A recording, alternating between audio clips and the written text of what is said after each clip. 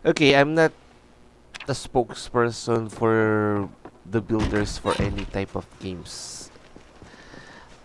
However, for every games that I actually played, as long as it's about buildings, my primary target is to make the base that I'm building sustainable. I want it to be able to provide to my character.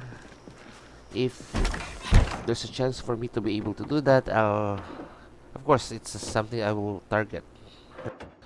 So I've been testing different kind of mods ever since.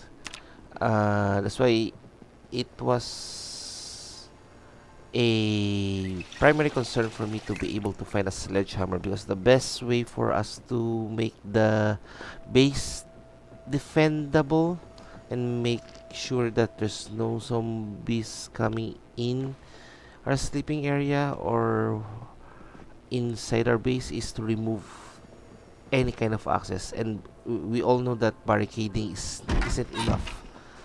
No matter how much you barricades a entry point, it's eventually gonna be destroyed by the zombies, right?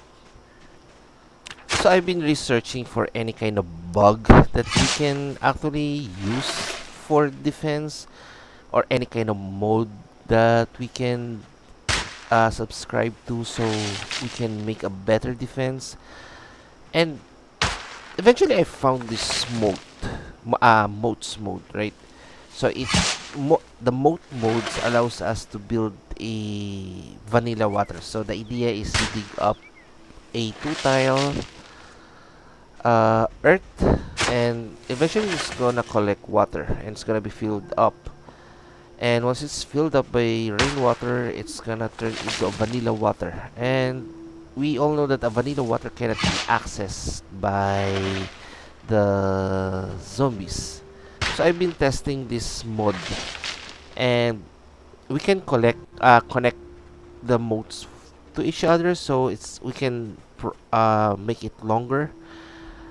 And one of the game that when I actually used it, I tried to make it wider, and it actually worked because it collected rainwater and actually made like a huge canal. So the next thing I wanted to test is if I make a big or a wide enough moats, will fish spawn on that area?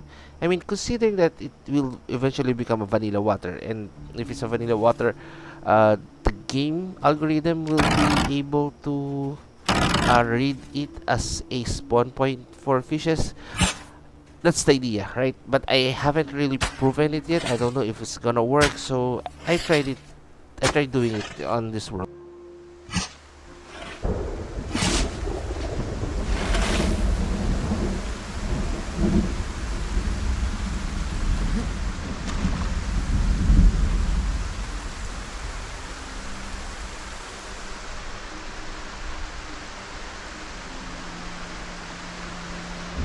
So if you're interested in trying this, yes, just be sure that you need to be very very patient about it, because not only that it takes a while to dig up the dirt, and there are a lot of times that you're gonna make a mistake on it.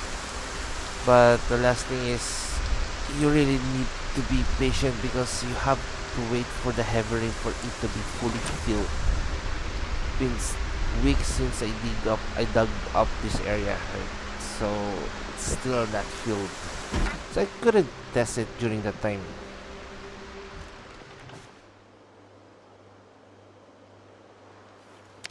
Okay, fast forward in September 11. Keep in mind that I started doing this in July and it's September now. And if you can notice that it the vanilla water is already fixed now, right? And you can see that there are ripples here. So I'm not sure if it's gonna work, but I'm being hopeful during that time that it is gonna work. And luckily, because of the ripples, I was able to test it, and eventually I got a lot of a lot of fishes, right? It's not a large set of fishes. At best, I have the very small fishes that you cannot even slice. Then you have the small sunfish that you can slice. It's not a huge selection of fishes. However, there's abundant of fishes here, even though it's man-made.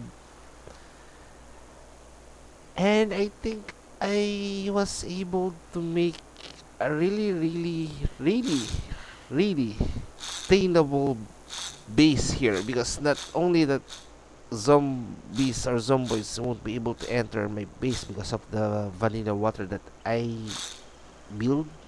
I would be able to feed my character because this mode actually allows me to fish in the area, and it actually provides me food here. So I think I won't have any problem, right? So if you wanna try it, yeah, I already have the link in my description. Just click on it, and yeah, I succeeded here. I'm not sure if the mother intention is what I did, but it works. So I want to congratulate myself, and that's it. Goodbye.